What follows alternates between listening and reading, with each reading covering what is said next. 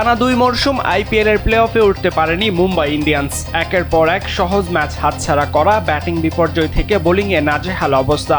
এরই মাঝে অধিনায়ক হার্দিকের বিরুদ্ধে অভিযোগ রোহিত শর্মা, সূর্যকুমার যাদবদের কোণঠাসা করার। ব্যাটে বলেও একেবারেই নজর কাটতে পারেননি অধিনায়ক হার্দিক পান্ডিয়া। মুম্বাই ইন্ডিয়ান্স টিম ম্যানেজমেন্টের সঙ্গে হার্দিক পান্ডিয়ার ফাটল স্পষ্ট হয়েছিল এখানেই। এবার সেই জল্পনায় সিলমোহর পড়তেই চলেছে। মুম্বাই ইন্ডিয়ান্সের অধিনায়কত্ব থেকে ছেঁটে ফেলা হচ্ছে হার্দিককে, এমনটাই ইঙ্গিত পাওয়া গেছে।